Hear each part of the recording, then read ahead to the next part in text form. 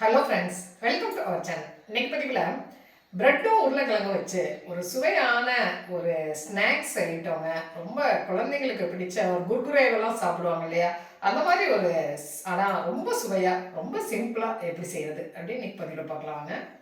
இந்த ஐட்டம் செய்கிறதுக்கு இன்றைக்கி நான் வந்து ஒரு 4 பீஸ் ப்ரெட் எடுத்துருக்கிறேன். அந்த ப்ரெட்டை வந்து நம்ம இந்த மாதிரி பிச்சு போட்டுக்கலாம். ப்ரெட்டை பீஸாக போட்டாச்சு. இதில் வந்து ஒரு 4 டேபிள் ஸ்பூன் அளவுக்கு நான் வந்து பால் சேர்த்துக்கிறேன். அந்த பாலில் ப்ரெட்டு வந்து ஊறட்டும்.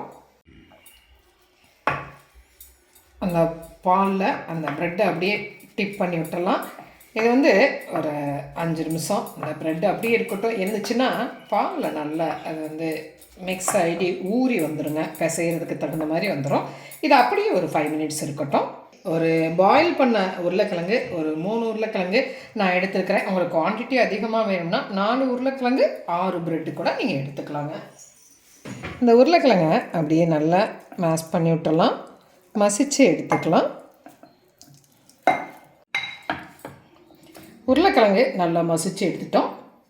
இதோட சில்லி ஃப்ளேக்ஸ் ஒரு டீஸ்பூன் போட்டுக்கலாம். இது வந்து பீஷா மிக்ஸ் பவுடருங்க. அது இருந்தால் போடலாம், இல்லைன்னா நம்ம வந்து ஸ்கிப் பண்ணிடலாம். அந்த நூடுல்ஸில் மேகி நூடுல்ஸில் வர்ற அந்த மசாலா இருந்தாலும் ஒரு டீஸ்பூன் சேர்த்துக்கலாம், இல்லைனாலும் விட்டுடலாம். ஒரு டீஸ்பூன் அளவுக்கு உப்பு சேர்த்துக்கிறேன். பெப்பர் பவுடர் ஒரு அரை டீஸ்பூன் அளவுக்கு சேர்த்துக்கிறேன். பொடியாக கட் பண்ணி வச்ச மல்லி இலை ஒரு கைப்பிடி அளவுக்கு சேர்த்துக்கிறேன். இப்போ இந்த ஊற வச்ச பாலில் ஊற வச்சோம் இல்லைங்களா, அந்த ப்ரெட்டை வந்து நல்லா சேர்த்து நம்ம பிசைஞ்சு எடுத்துக்கலாம். நல்லா ஊறிடுச்சு. ப்ரெட்டு அந்த மாதிரி நல்லா பிசைஞ்சாச்சு. இந்த ப்ரெட்டை நம்ம உருளைக்கிழங்கு கலவையோடு சேர்த்துக்கலாம். இதோட சீஸ் வந்து நான் துருவி வச்சுருக்கிறேன். அது ஒரு 2 டேபிள் ஸ்பூன் அளவுக்கு சேர்த்துக்கலாம். ஒரு நல்ல டேஸ்ட்டாக இருக்குங்க. இப்போ இதில் வந்து கார்ன்ஃப்ளவர் ஒரு 4 டேபிள் ஸ்பூன் அளவுக்கு சேர்த்துக்கலாம். இது வந்து கார்ன்ஃப்ளவருக்கு பதிலாக அரிசி மாவும் கூட நம்ம சேர்த்துக்கலாங்க.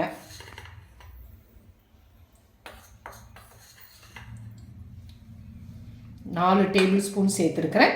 இதை நல்லா சேர்த்து நல்லா பிசைஞ்சுக்கலாம்.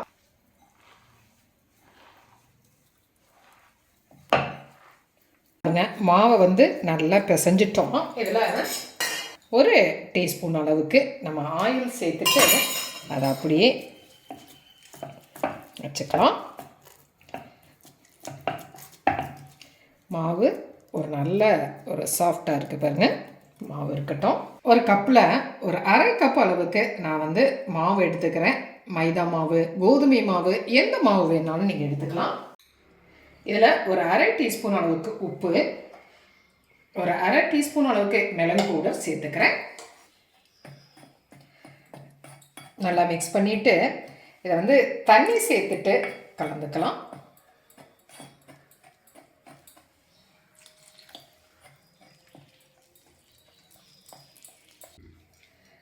பாருங்கள், இந்த மாவு எந்த அளவுக்கு நம்ம வந்து கலந்து எடுத்துக்கிட்டோம்.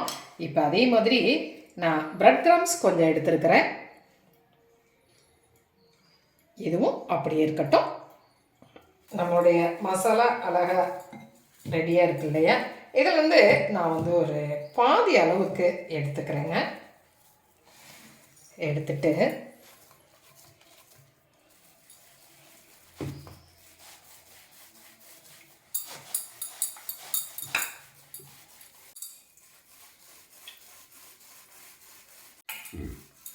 இந்த அளவுக்கு மாவை வந்து திரட்டி எடுத்துட்டேன். இப்போ பாருங்கள், இந்த ஸ்டேஜில்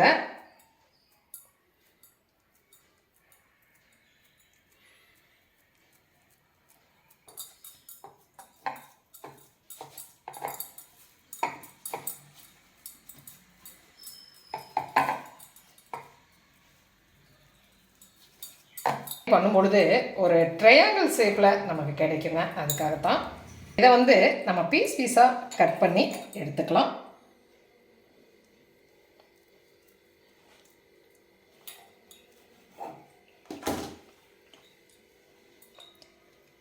பார்த்தீங்களா எந்த அளவுக்கு பீஸ் கிடச்சிருக்குது.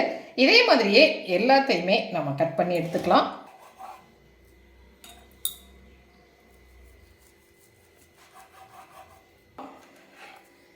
பாருங்கள், இந்த அளவுக்கு பீசஸ் எல்லாமே ரெடி ஆயிடுச்சு. இதை வந்து இந்த மாதிரி நம்ம கலந்து வச்சுருக்கிற மாவில் இதை போட்டுக்கலாம். போட்டுட்டு இந்த மாதிரி பிரெட் கிராம்ஸில் ஃபுல்லாக பிரட்டிடலாம். பாருங்கள்,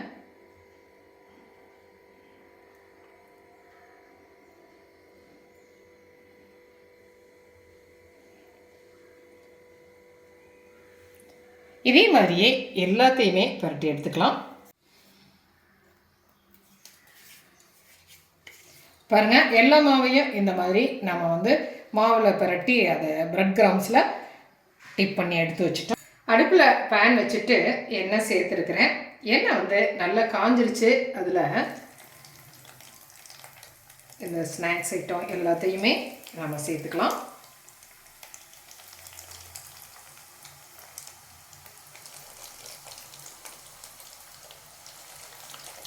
ஒன் சைட் நல்லா வேகட்டுங்க. வெந்ததுக்கு பிறகு நம்ம திருப்பி விட்டுக்கலாம். ஒன் சைட் வெந்துருச்சு. இந்த மாதிரி திருப்பி விட்டுக்கலாம். பாருங்கள், அடுத்த சைடுமே அது வேகட்டும். பாருங்கள், நல்லா வெந்து ஒரு நீர் குமிழியெல்லாம் அடங்கி ரெடி ஆகிற ஸ்டேஜுக்கு வந்தாச்சு. இந்த ஸ்டேஜில் நம்ம இதெல்லாத்தையுமே எடுத்துடலாம். பாருங்கள்,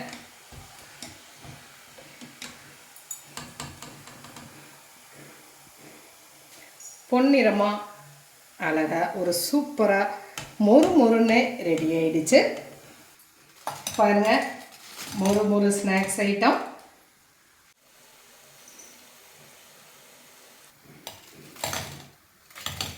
பாருங்கள்,